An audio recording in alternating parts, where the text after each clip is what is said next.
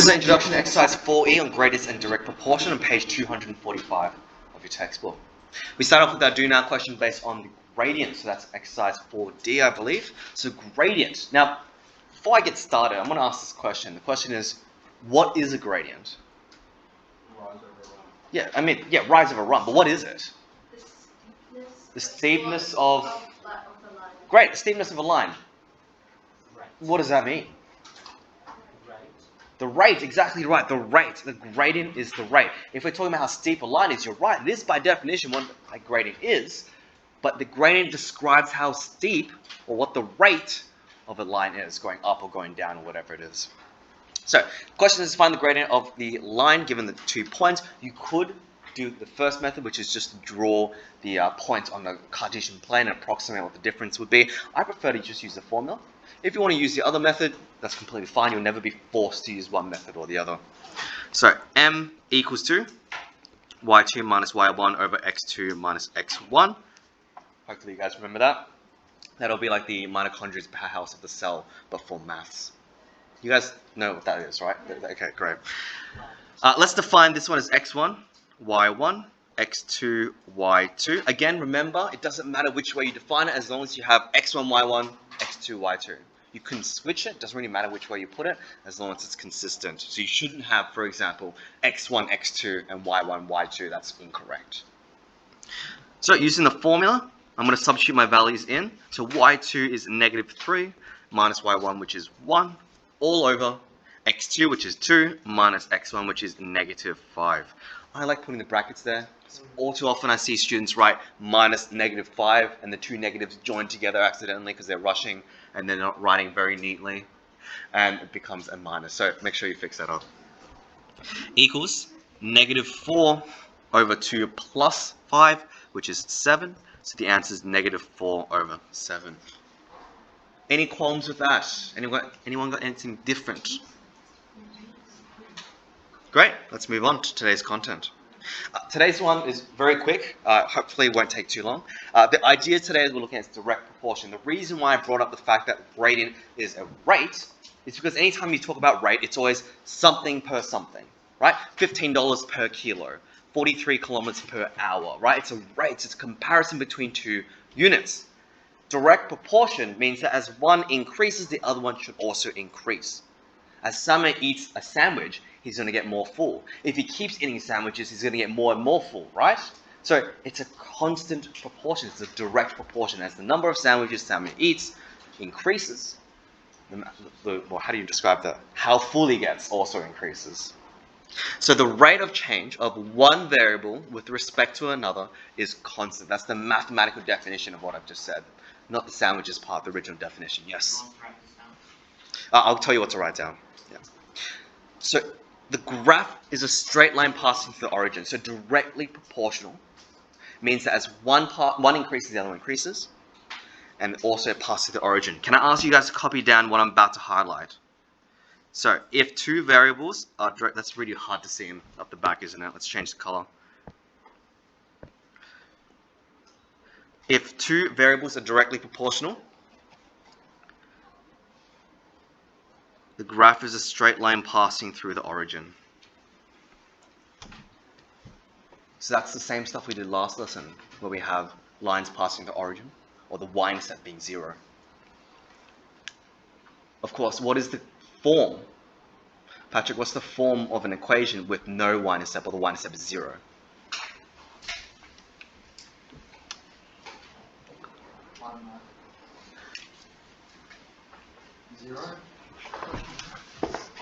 Y equals mx. Thank you very much. Y equals mx, right? Because c would be 0. So y equals mx plus 0, or just y equals mx. So the rule of the form is y equals mx. Just make sure you write y equals mx down as well. Now, of course, you guys already know what gradient is, and the gradient of the graph equals the rate of change. Great. So we know what the gradient is. We can start using the gradient in application questions already. So I'm going to scroll down a little bit so you can see. I definitely recommend you guys write down just the premise of the question. So for example, a car travels 450 kilometers in 5 hours. Are you guys, am I going too quickly? Do you guys need more time to write that down? No? Okay. First question says, what is the rate of change of distance over time? So what's the speed they're traveling at? I mean, it's 90 kilometers. How'd you do that?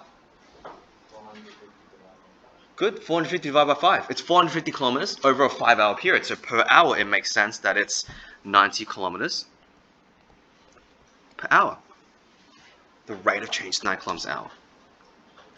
Now, here's the interesting thing. I'm not sure, have you guys come across this before? No? I'm going to underline this, and I'm going to call it the domain. Have I explained what the domain is to you guys before? No, I've never brought up this class? Domain is just a fancy math term for saying what x values it could be. Right? So if in this situation, it says that t, or I should say the horizontal value, sorry. So t can exist between 0 and 5. Can it be 0 and 5? Yeah. How do you know? It's greater or equal. Good, it's greater than, or sorry, less than or equal, right? So it could be, t could be 0, 1, 2, 3, 4, 5. It could be anything in between as well.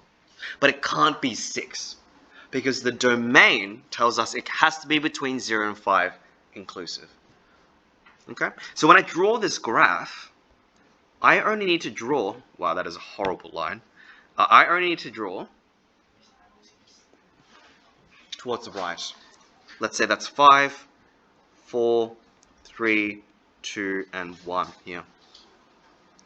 Now, if I'm drawing the graph, what's going to be on the left-hand side? Times on the bottom. What's on the left-hand side? What's the vertical value, the variable? Distance. Distance, thank you very much. Distance.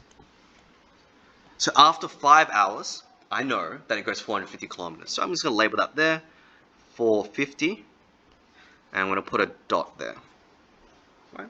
I know that after 4 hours, it's going to be 360. so 4 hours traveling, that's 360, correct. So I'm going to label that there as, I'm going to use a different pen so you guys can see, 360. And of course, I should be able to continuously draw the line, the dots. That's not a perfect line. There we go. Always the solution. Alright, so we should end up with a straight line. Of course, because we're not changing how fast we're going. So what's the gradient of my line, Amy? For every kilometer, every hour, I'm going up, going how many kilometers?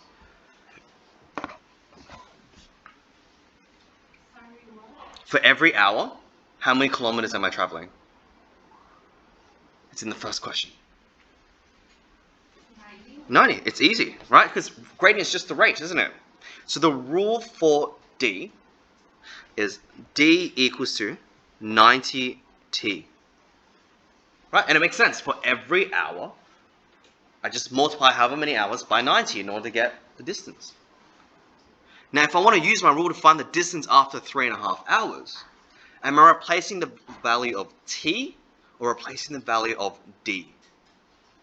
T, good, because the t is hours, right? So to find this one here, all I do is write d equals, because I don't know what distance is, I'm just going to write d. Distance equals 90 times, and I know what t is in this situation. So 9 times 90, times 3.5, which gives you, 315. that's correct, 315. Are we happy with that? That's it? 315? Am I missing something? Sorry? Units, thank you very much. It's distance, so I have to specify kilometers. If it said how many kilometers, great, yeah, you don't need to write kilometers. This question already says kilometers, but just says distance. So 315, it could be meters, could be kilometers, whatever it is. So we have to specify kilometers.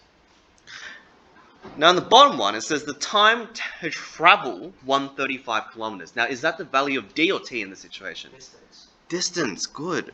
So to find the value of time, again, I use the formula. I'm going to write d equals to 90t.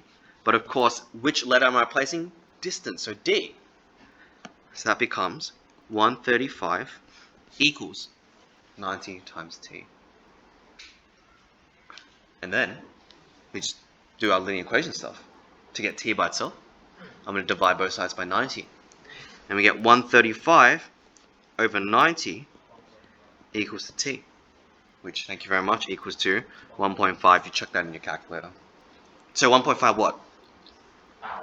Hours. Thank you very much. Great. That's really all the content for exercise 4E. All we're doing is saying if we know what the gradient is, and the gradient is consistent, it just stays the same, then we know how to find our rule and apply what we need to know. So for example, substitute T or substitute D. You'll have different variables for different questions, and they'll always define it in the question itself.